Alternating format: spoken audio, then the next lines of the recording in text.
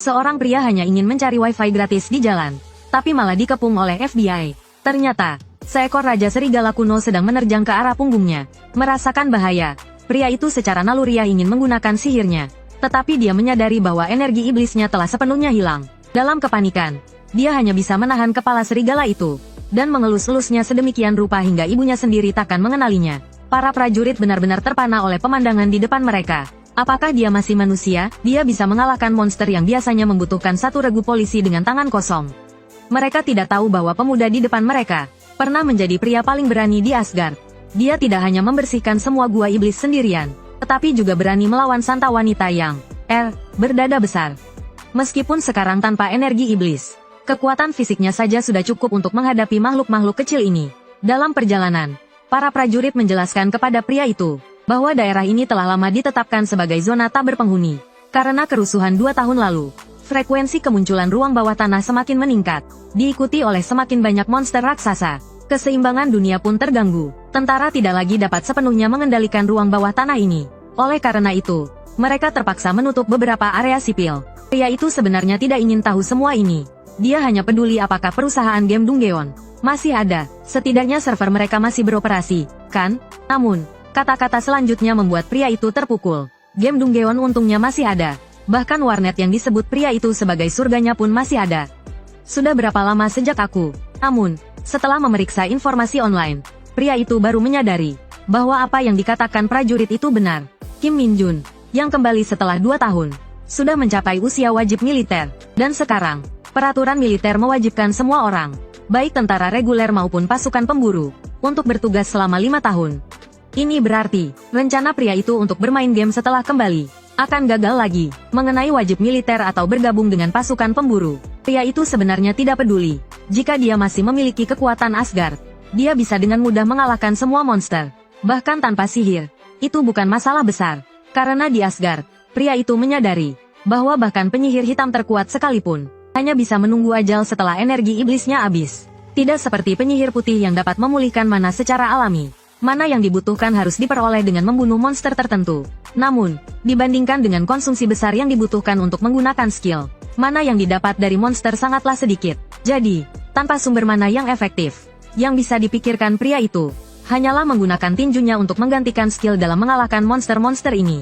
Keesokan harinya, di Pusat Pertahanan Nasional, banyak orang datang untuk wajib militer. Namun, semua orang tampak sedih, kecuali pria yang sedang makan sate ini, yang tampak seperti sedang berjalan-jalan santai. Dengan suara klakson yang memekakkan telinga, upacara perekrutan dimulai. Kalian semua kenapa lambat seperti siput? Perwira di atas panggung memulai pidatonya dengan omelan seperti biasa. Bunuh bajingan itu. Tapi perwira di negara kita jauh lebih baik. Meskipun dia mendengar bahwa wajib militer sekarang berbeda, mungkinkah lebih sulit daripada di Asgard? Oleh karena itu, saat mendengar gaji tahunan sebesar 3 juta pound sterling sebagai syarat bergabung dengan Legion Hunter, sementara yang lain terdiam menunduk, pria itu dengan tegas mengangkat tangannya. Kemudian, dengan suara lantai yang retak, dia langsung melompati kepala semua orang, dan mendarat dengan mantap di atas panggung. Pendatang baru, Kim Min Jun. Saya ingin bergabung dengan Legion Hunter. Legion Hunter dengan gaji tahunan 3 juta pound sterling. Namun tak seorang pun mau bergabung. Ternyata, pintu masuk ke Dungeon semakin mempersempit wilayah manusia, sementara jumlah hunter yang mampu mengalahkan monster terus berkurang. Meskipun bayarannya tinggi, tidak ada orang berani yang mau bergabung. Yang ada hanyalah seorang remaja pecandu game. Ternyata, setelah pria itu melakukan perjalanan kembali, energi iblisnya tiba-tiba menghilang. Bergabung dengan Legion Hunter adalah satu-satunya cara baginya untuk bisa masuk ke Dungeon. Dan dia selalu yakin bahwa di antara monster-monster itu, pasti ada yang membawa energi iblis. Setelah memulihkan kemampuannya yang hilang, mungkin dia bisa segera menjadi pahlawan super bergaji tinggi. Setelah itu, dia bisa dengan tenang bermain game Dungeon. Masa depan yang indah ini membuat pria itu sangat gembira. Saat itu, kedatangan Sersan Lee Seung Ho mengganggu impian indah pria itu. Komandan batalion buru-buru memperkenalkan pria yang ingin bergabung dengan Legion Hunter ini. Pria itu melompat ke platform setinggi 5 meter, yang memang meyakinkan bahwa dia adalah seorang Awaken. Namun, sesuai prosedur, mereka masih perlu mengetahui nilai status pria itu. Hanya saja sikap Sersan itu membuat pria itu merasa agak aneh. Namun, di militer, kepatuhan mutlak adalah wajib, jadi pria itu mengerti. Di Asgard, pria itu memang pernah membuka jendela statusnya, tetapi selain untuk melihat nilainya, tidak ada gunanya. WINDOW, Dia tidak tahu apa yang akan ditampilkan jendela status di bumi. Namun, apa yang dilihatnya membuatnya terkejut sekaligus malu. Sebuah pesan kesalahan besar memenuhi jendela. Semua isinya, semuanya. Sementara itu, dihadapkan dengan pertanyaan Lee Seung-ho lagi. Pria itu akhirnya mengatakan apa yang dilihatnya. Namun, hal ini membuat Sersan merasa dipermainkan. Meski begitu, pria itu tetap dibawa ke pusat pelatihan Hunter. Karena selalu ada Hunter berkualitas rendah yang berbohong tentang datanya, agar bisa bergabung dengan Legiun. Dan saat ini belum ada cara untuk memeriksa jendela status orang lain. Maka mereka hanya bisa menggunakan alat khusus di pusat pelatihan untuk membedakan yang asli dan yang palsu. Di sisi lain, di kantor komandan batalion di dalam gedung, Komandan Legiun Hunter secara luar biasa memanggil seorang prajurit baru secara pribadi.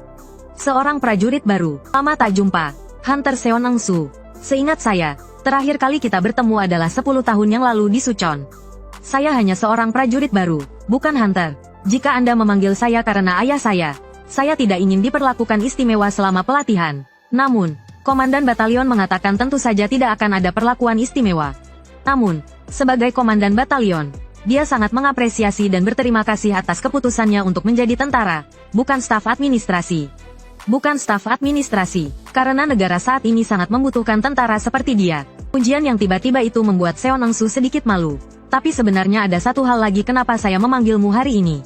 Komandan Batalion mengubah topik pembicaraan. Di masa depan, kamu mungkin akan memiliki rekan yang sangat menarik. Apakah kamu tertarik untuk melihatnya? Adegan berpindah. Di sebuah ruangan kosong, berdiri sebuah kristal merah besar. Dan inilah alat khusus yang digunakan untuk menguji kemampuan pria itu. Sejenis mineral khusus dari Dunggeon. Tidak hanya memiliki kepadatan yang sangat tinggi, beratnya juga sulit untuk dipindahkan.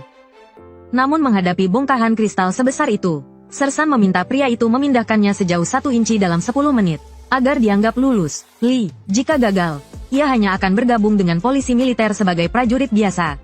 Namun Sersan sama sekali tidak menyangka bahwa bahan seperti ini sangat umum di Asgard. Dengan ukuran seperti itu, pria itu dengan mudah memindahkannya. Namun tugas pria itu bukan hanya itu. Siapa yang bisa memastikan tidak ada energi iblis dari bawah tanah di dalamnya? Lalu pria itu mengayunkan tinjunya di tengah tatapan penuh rasa ingin tahu orang-orang. Dalam sekejap, kristal yang tak tergoyahkan oleh banyak orang, hancur berkeping-keping oleh satu pukulan pria itu. Semua orang di tempat itu melongo tak percaya. Hanya pria itu yang menatap telapak tangannya dengan penyesalan. Mereka ingin menguji batas kemampuannya, tapi dia malah mencuri perhatian mereka. Batu mineral padat yang tadinya sulit digerakkan, dihancurkan dengan mudah oleh satu pukulan pria itu. Namun energi iblis yang diharapkan tidak muncul. Berbeda dengan ekspresi tak percaya semua orang, pria itu hanya menunjukkan penyesalan. Namun sejak saat itu, tak ada lagi yang meragukan kekuatan pria itu. Dan berikutnya adalah pelatihan neraka selama 4 minggu. Setiap hari, selain harus memikul beban mendaki 6.000 anak tangga yang terkenal sulit, mereka juga harus menghadapi gangguan tak terduga dari instruktur. Metode pelatihan fisik ini meskipun kasar dan sederhana, efektif meningkatkan atribut tubuh sebesar 1% setiap hari. Sebagai calon pemburu, semua orang menyadari hal ini. Namun yang tidak mereka mengerti adalah apa yang sebenarnya terjadi dengan pria itu. Mengapa dia terlihat begitu santai? Just now, hal ini membuat para rekrutan baru mulai meragukan diri mereka sendiri. Pelatihan neraka yang disebut-sebut, bagi pria itu, seperti menikmati hidup. FUCKER Get Up di Asgard. Intensitas pelatihan 1 hari dapat meningkatkan atribut pria itu sebesar 10%. Namun sehari-hari dia hanya makan biskuit, tidur kurang dari 1 jam. Sekarang dia dapat menikmati makanan yang begitu melimpah. Apalagi yang dia butuhkan? Yang lebih penting, setelah menyelesaikan jadwal hariannya, dia mendapat waktu luang untuk bersantai. Konon, pangkalan ini bahkan memiliki ruang komputer dengan konfigurasi tertinggi, yang dapat digunakan bebas. Mereka memberikan imbalan besar sekaligus waktu untuk bermain game. Bukankah ini adalah kehidupan yang diidamkan? Semakin pria itu memikirkannya, semakin bahagia dia. Tanpa sadar dia menjadi yang pertama mencapai puncak gunung. Hal ini membuat instruktur di garis akhir terkejut, sampai meragukan stopwatch miliknya bermasalah. Perlu diketahui bahwa biasanya rekrutan baru membutuhkan waktu 1 jam untuk menyelesaikan latihan ini. Namun pria itu hanya butuh 21 menit. Bahkan dia mendapatkan penghargaan izin keluar yang belum pernah diberikan sebelumnya. Izin istimewa. Semua orang kagum. Pria ini benar-benar seperti monster. Namun, memiliki prestasi luar biasa dan kekuatan hebat bukanlah segalanya. Sebagai bagian dari korps pemburu, hal yang paling penting adalah kemampuan menghadapi monster. Namun, pria ini benar-benar patut diperhatikan. Di asrama rekrutan baru, semua orang akhirnya bisa bernapas lega. Namun pria itu, karena keunggulannya, dikelilingi oleh banyak orang. Rasa perhatian yang lama tak dirasakannya membuat dia melamun sesaat. Karena sebelumnya ia selalu tenggelam dalam dunia game. Ia tidak pernah punya teman di sekitarnya. Setelah sampai di Asgard, karena statusnya sebagai penyihir hitam, ia dianggap seperti pembawa sial dan dijauhi. Kini, perasaan diperhatikan seperti ini terasa nostalgia baginya. Namun detik berikutnya, pria itu tiba-tiba berlari keluar dari asrama. Ternyata, saat teman sekamarnya secara tidak sengaja menyebutkan ruang komputer, dia mulai menyalahkan dirinya karena membuang waktu di asrama. Kenapa harus menyia-nyiakan waktu? Kali ini, ia akhirnya bisa menikmati dunia gamenya dengan baik. Hari-hari berlalu, dan 3 minggu berlalu dengan cepat. Kini mereka akan menghadapi pelatihan penyesuaian Dungeon. Biasanya, sebagian besar Dungeon akan hilang setelah semua monster di dalamnya dibersihkan. Namun ada beberapa yang tetap ada. Dungeon jenis ini memiliki struktur internal yang akan berubah secara berkala, sehingga menjadi tempat latihan yang ideal bagi para tentara. Namun, para rekrutan yang pernah mendengarnya merasa takut, karena mereka tahu apa yang akan mereka hadapi. Monster sungguhan, bagi mereka yang belum berpengalaman, ini adalah tantangan besar. Sebagai komandan, Letnan tahu perasaan para rekrutan ini. Namun, dengan pengalamannya dalam melatih tentara, dia memiliki metode yang unik, disiplin ketat dan pelatihan berat harus disertai dengan penghargaan yang sesuai. Penghargaan tertinggi adalah izin 2 hari 3 malam bagi pencetak skor tertinggi. Sekarang, tunjukkan semangat kalian. Namun, aula tetap sunyi tanpa suara. Keheningan ini bahkan membuat Letnan merasa canggung. Apa yang salah dengan mereka? Mengapa tidak ada yang bereaksi sama sekali? Bukankah kalian ingin keluar dan minum bir serta makan sate dengan teman-teman? Itu izin 2 hari 3 malam. Kalian tahu? Namun Kim Min Jun tetap menjadi satu-satunya yang antusias. Dia memang favorit Letnan, pelindung setianya. Pria itu, penyihir hitam yang terkenal karena mengalahkan 9 laba-laba. Ternyata seorang pecandu game sejati. Namun, siapa sangka, di hari kedua setelah kembali ke dunia ini, dia langsung dihadapkan pada kenyataan bahwa dia harus bergabung dengan militer. Untuk menyelesaikan semuanya sekaligus, dia memutuskan untuk bergabung dengan korps pemburu. Alasannya adalah monster di Dungeon dapat membantu memulihkan kekuatan sihirnya. Selain itu, hal ini akan mempercepat tercapainya kehidupan impiannya. Dengan pelatihan memasuki tahap terakhir, dia akhirnya mendapatkan kesempatan untuk masuk Dungeon. Sebuah truk militer melaju kencang. Debu yang berterbangan langsung menyelimuti semua orang. Dalam kabut debu, semua orang merasa gelisah, seperti sedang diawasi. Ketika debu menghilang, mereka akhirnya melihat bahwa itu adalah kandang penuh serigala liar yang ganas. Dalam sekejap, kaki semua orang mulai gemetar tanpa sadar. Bahkan di bawah bentakan pelatih, mereka tetap tidak bisa menahan rasa takut. Namun, bagi pria itu, makhluk-makhluk ini hanyalah binatang kecil yang lucu. Permintaan untuk membunuh serigala secara berkelompok juga tidak sulit baginya.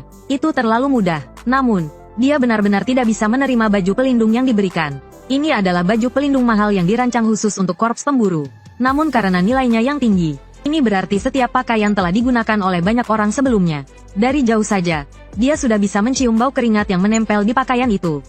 Penolakannya dianggap sebagai kesombongan. Sebagai hukuman atas sikapnya, timnya ditugaskan menjadi kelompok pertama yang menghadapi tantangan. Pria itu sendiri tidak peduli, tetapi rekan-rekan setimnya sangat ketakutan. Namun, dia berpikir naif bahwa selama dia memberitahu mereka cara mengalahkan monster, itu akan mudah. Dalam tatapan kosong rekan-rekannya, dia menjelaskan rencana briliannya. Ketika serigala menyerang kalian, pegang kakinya, tekuk ke belakang mengikuti punggungnya. Kemudian, seperti merobek kinci, tarik mereka sampai terbelah. Dia menjelaskan dengan penuh semangat dan serius. Namun, rekan-rekannya hanya menatapnya seolah-olah dia orang gila. Kamu serius? Kami benar-benar tidak tahu itu. Pada saat itu, pelatih memberikan perintah, dan semua kandang dibuka. Semua binatang buas melompat keluar dari truk. Mereka langsung berlari menuju gerbang dimensi menuju Dungeon. Mereka tidak langsung menyerang manusia. Hal ini membuat para rekrutan baru terkejut. Namun pria itu tahu dengan jelas alasannya. Bukankah dia seperti itu sebelumnya? Hanya ingin pulang? Penjelasan sempurnanya membuat rekan-rekannya kagum. Namun pelatih tidak suka melihat rekrutan bersenang-senang. Dia segera mendesak mereka untuk masuk ke Dungeon. Tentu saja, keselamatan rekrutan tetap menjadi prioritas utama. Di luar Dungeon, pelatih terlihat tegas. Tetapi di dalam Dungeon, tim penyelamat sudah siap untuk keadaan darurat. Mereka sudah disiapkan sebelumnya. Ketika tim 4 orang masuk ke gerbang dimensi, ujian resmi pun dimulai. Ketika mereka semakin jauh masuk ke dalam, bayangan gelap melintas di belakang mereka. Bayangan bergerak cepat. Pria itu, dengan insting tajamnya, adalah yang pertama menyadarinya. Meskipun dia bisa mengalahkan monster ini dalam satu pukulan, dia memilih untuk memberitahu rekan-rekannya agar mereka juga mendapat skor dari pertarungan. Dia mempersiapkan mereka. Namun, sebelum dia selesai berbicara, 3 serigala langsung menyerang mereka. Melihat kepanikan rekan-rekannya, pria itu menenangkan mereka, dan tanpa berpikir panjang, berdiri di depan tim. Dia menjadi target utama serigala-serigala itu. Namun, serigala pertama yang mencoba menggigitnya tidak pernah menyangka bahwa dia tidak bisa bertahan dari satu pukulan pria itu. Serigala kedua, yang memilih target dengan lebih baik, hanya hidup beberapa detik lebih lama sebelum dihancurkan dengan satu tendangan pria itu. Serigala terakhir, yang kebingungan, juga dibunuh oleh tim di bawah arahan pria itu. Nyawa serigala itu berakhir. Sementara itu, dua pelatih yang diam-diam mengamati juga terkejut. Sulit untuk percaya bahwa rekrutan baru ini bukan seorang mantan pemburu. Namun yang jelas, penampilan Kim Min Jun sangat luar biasa. Dia tidak hanya memimpin timnya dengan baik, tetapi juga mendapatkan hasil yang memuaskan. Karena tugas sudah selesai, dua pelatih itu tidak perlu lagi bersembunyi. Namun, saat mengetahui kebenaran, komentar santai dari pria itu membuat mereka sedikit malu. Namun, tiba-tiba tanah di bawah mereka mulai berguncang. Pintu keluar yang hampir mereka capai mulai bergerak dengan kecepatan yang terlihat oleh mata telanjang. Sebelum mereka sempat bereaksi, gerbang dimensi tiba-tiba tertutup tepat di depan mata mereka. Dia adalah pria paling berani di Asgard. Namun, menghadapi tuntutan tak berujung dari sang putri suci, dia akhirnya kewalahan dan menyerah. Di detik terakhir sebelum dia benar-benar kelelahan, dia menggunakan seluruh kekuatan magisnya untuk kembali ke bumi. Namun, saat itu bumi telah menjadi tempat di mana monster berkeliaran. Untuk mengendalikan bahaya yang ditimbulkan oleh Dunggeon, pemerintah secara resmi membentuk korps pemburu yang terdiri dari para Awakener. Bagi pria itu, yang ingin segera memulihkan kekuatannya, ini adalah satu-satunya cara untuk mendapatkan energi iblis. Namun, mungkin berkat pengalamannya yang sulit di Asgard, latihan rekrutmen yang disebut sebagai pelatihan neraka, malah menjadi seperti liburan baginya. Namun, di minggu terakhir pelatihan itu, terjadi hal yang tidak terduga. Perubahan Dunggeon yang diperkirakan akan terjadi sebulan kemudian, tiba-tiba terjadi pada hari ujian praktik rekrutan baru.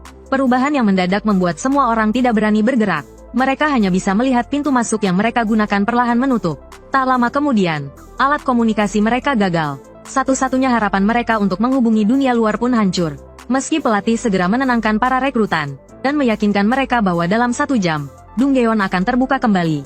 Namun, benarkah demikian? Meskipun Dunggeon ini dirancang untuk pelatihan, secara prinsip, pelatih harusnya sudah mempersiapkan rencana darurat. Namun, dari ekspresi mereka, pria itu merasa bahwa kali ini tidak ada rencana cadangan, dan berdasarkan pengalamannya di Asgard, jika ini benar-benar menjadi Dunggeon tertutup, maka keluar dari sini tidak akan menjadi tugas yang mudah. Situasi tersebut ternyata benar seperti yang dia duga. Sekarang, mereka menghadapi Dunggeon yang sepenuhnya tertutup. Berbeda dengan Dunggeon yang menghilang setelah monster di dalamnya dibersihkan. Ada satu kondisi lain yang menyebabkan pintu masuk menutup, yaitu ketika ada penyusup yang memasuki Dunggeon yang masih berisi monster. Satu-satunya cara untuk keluar adalah dengan menghabisi semua monster di dalamnya. Ini juga berarti, segala bentuk bantuan dari luar akan sia-sia.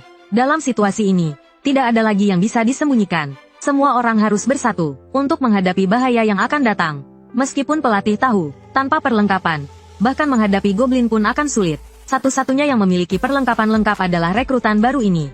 Apakah mereka akan dijadikan perisai hidup? Namun, para rekrutan ini telah percaya pada kami. Dan mereka telah bertahan sejauh ini dengan kepercayaan itu.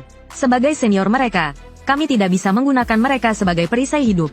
Rasa harga diri yang kuat membuatnya merasa malu dengan pikirannya sendiri. Di belakang tim, seorang prajurit tak tahu bahwa rekan mereka sedang melalui perdebatan batin yang dalam. Namun, detik berikutnya, pelatih yang baru saja menyelesaikan dilema batinnya tiba-tiba mulai kejang-kejang tanpa alasan. Dalam sekejap, tubuh pelatih itu roboh ke tanah. Mulutnya berbusa tanpa henti. Pria itu mencoba mencegah, tetapi pelatih lain tetap berlari maju. Hasilnya, satu lagi tergeletak di tanah. Namun, pria itu tetap tidak terganggu dan terus maju. Dia tidak hanya menyelamatkan para pelatih, tetapi juga dengan tegas berlari lebih dalam. Pria itu telah menyadari ada sesuatu yang salah. Saat sampai di tempat para pelatih roboh, dia mencium bau yang familiar. Itu adalah aroma yang menyebabkan pingsan. Energi iblis. Tidak heran bahkan para pelatih yang adalah Awakener bisa pingsan. Karena bahkan di Asgard, tentara harus menggunakan sihir perlindungan untuk melawan korosi dari energi iblis. Namun, bagi manusia biasa, hal yang mematikan ini justru adalah suplemen terbaik bagi seorang penyihir gelap. Di ujung lorong, ada aura jahat yang sangat pekat. Ruang yang sangat sunyi itu tidak menunjukkan tanda-tanda adanya monster. Namun, di hadapan penyihir gelap, segala bentuk penyamaran tidak ada artinya.